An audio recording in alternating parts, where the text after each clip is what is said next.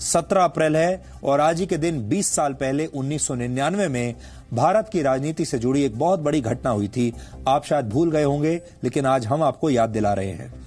17 अप्रैल 1999 को तत्कालीन प्रधानमंत्री अटल बिहारी वाजपेयी की सरकार 13 महीने के कार्यकाल के बाद सिर्फ एक वोट की वजह से गिर गई थी। उस समय एआईएडीएमके की अध्यक्ष जयललिता ने अटल बिहारी वाजपेयी के नेतृत्व में चल रही एनडीए सरकार से अपना समर्थन वापस ले लिया था। इससे सरकार अल्पमत में आ गई थी। बहुमत साबित करने के लिए अटल जी की सरकार के पास पर्याप्त संख्या नहीं थी और उनकी सरकार सिर्फ एक वोट से गिर गई थी। अटल बिहारी वाजपेयी की सरकार के विरोध में 270 वोट पड़े थे, जबकि उनके पक्ष में 269 वोट डाले गए थे। कांग्रेस पार्टी का संकोच, कांग्रेस पार्टी की झिझक मैं समझ सकता हूं, लेकिन उनका मन बटा हुआ है। हमें हटाने की उत्कट लालसा और सत्ता में भागीदार बनने की इच्छा।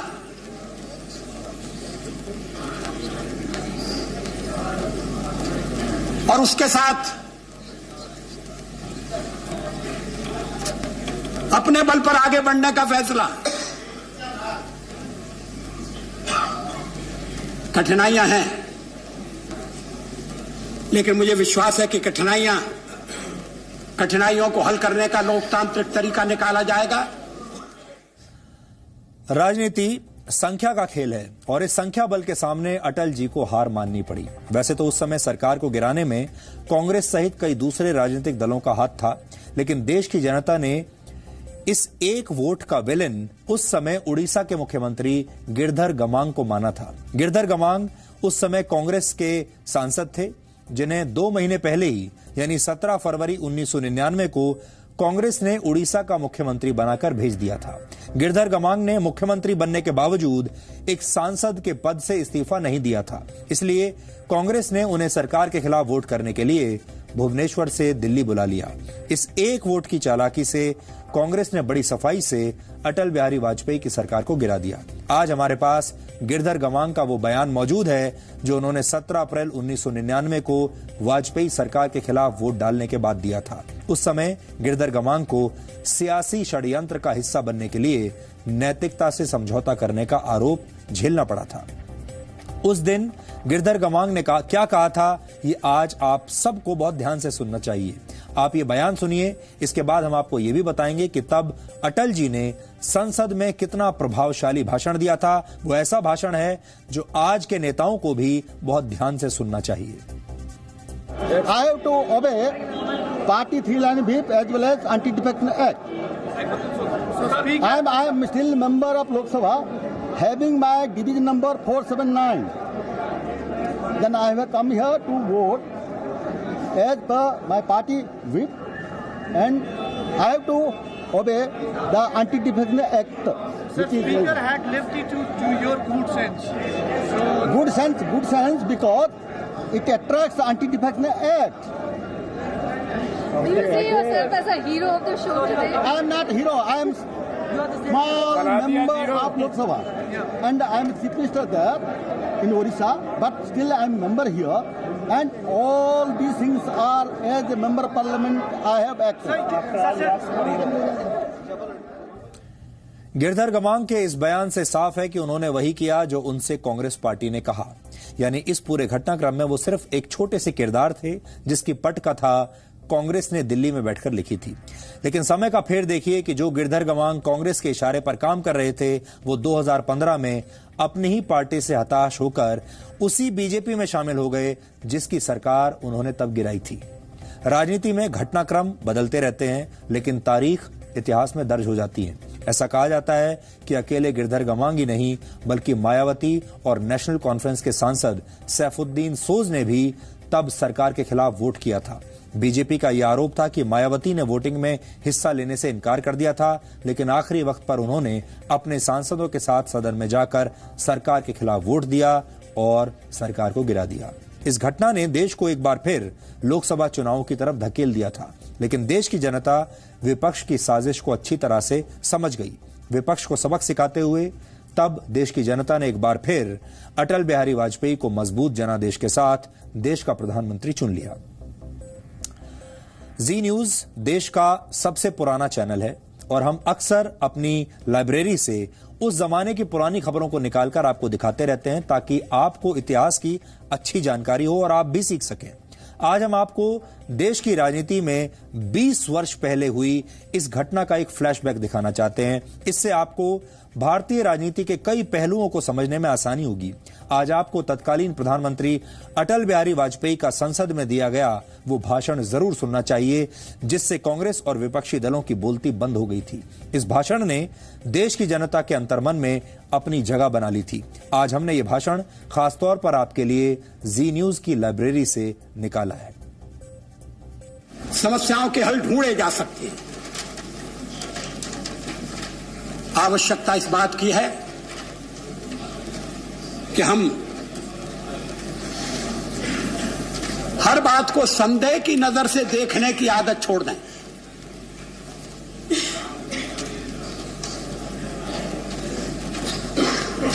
कोई सार्वजनिक प्रश्न आता है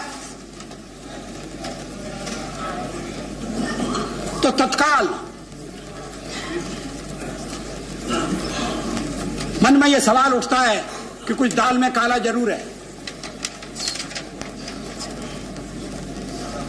अगर दाल में काला है तो उसकी जांच होना चाहिए।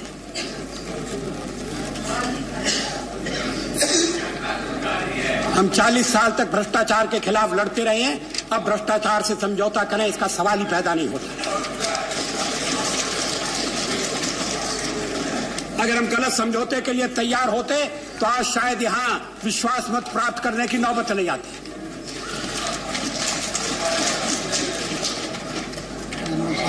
हमने मिलीजुली सरकार को चलाने की पूरी कोशिश की, अच्छी तरह से चलाने की कोशिश की, चल रही है।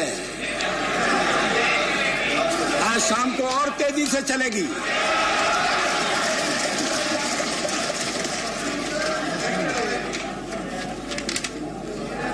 अध्यक्ष महोदय, ये सरकार के चलने और न चलने का सवाल नहीं है।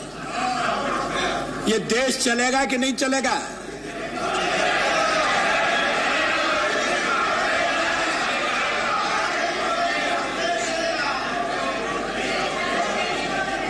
जनता का निर्णय मान्य होगा या नहीं।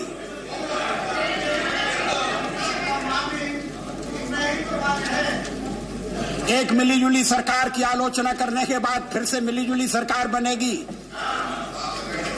तो क्या वो उन दोषों से बचेगी जिन दोषों के लिए आज हमको अपराधी करार।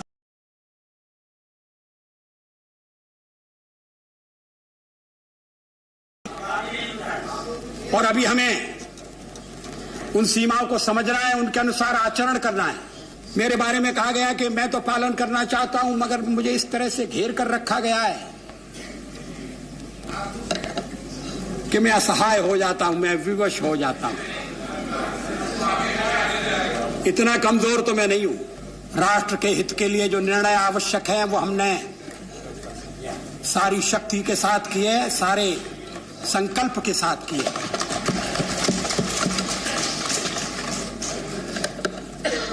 पता नहीं हमारे प्रतिपक्ष के मित्रों को और खासकर मुलायम सिंह जी को जो कभी कभी बड़े कठोर बन जाते हैं, ये बात कहां से आती है कि मेरे और अडवाणी जी के बीच में मतभेद हैं।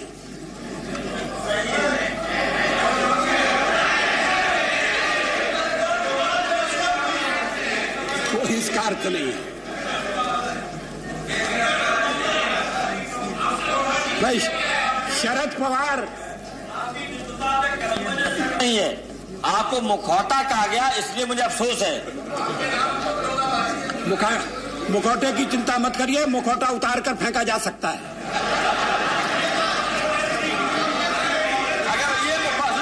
अगर ये मुखौटा उतर जाएगा हम आपके साथ होंगे। बहुत अच्छा, फिर आने के लिए तैयार रहिए। जिस दिन आरएसएस का मुखौटा उतार देंगे हमें कोई विरोध नहीं। अध्यक्ष महोदय, मतभेद की बात हमारे प्रतिपक्ष के नेता श्री शरद पवार और श्री शिवशंकर जी में तो समझ में आ सकती है मतभेद की बात।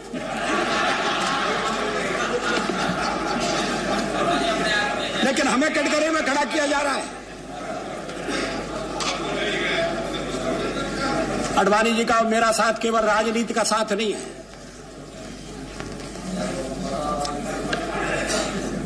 जब मैं पहली बार लोकसभा में चुनकर आया तब से आडवाणी जी मेरी सहायता कर रहे हैं, मुझे सहयोग दे रहे हैं। भारत के गृह मंत्री के रूप में उन्होंने अपने दायित्व का ठीक तरह से पालन किया है।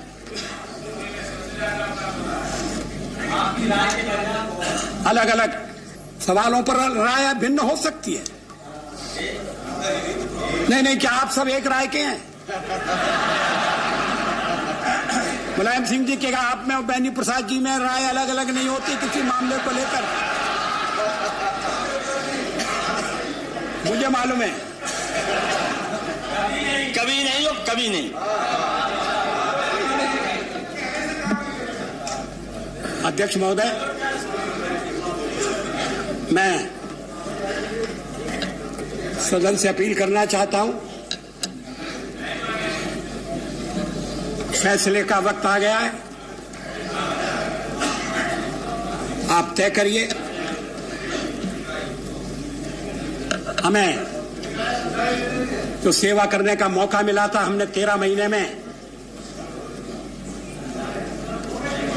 इस बात का थोड़ा सा संकेत दिया है कि अगर हमें पूरा समय मिलेगा तो हम देश का किस तरह से कायाकल्प करेंगे।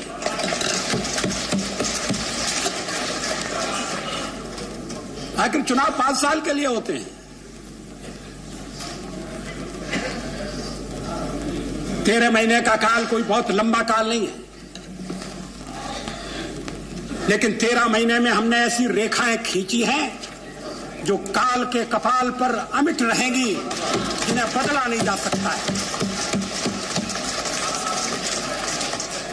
उनकी आलोचना करके तथ्यों पर पर्दा नहीं डाला जा सकता।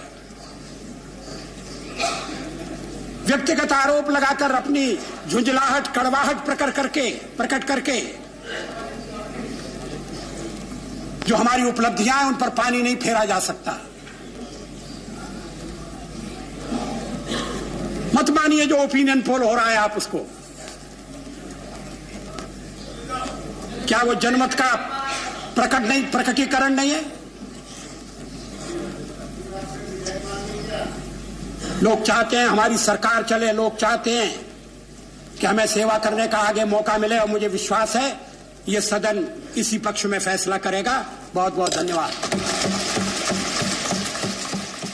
कांग्रेस के लीडरशिप में या कांग्रेस की सरकार के बारे में जो बातें कही गई है, उसके हिसाब से आज जो हम लोगों के पास स्ट्रेंथ है उससे ज्यादा नहीं, उससे कम उनके पास स्ट्रेंथ है, उसके बराबर भी नहीं।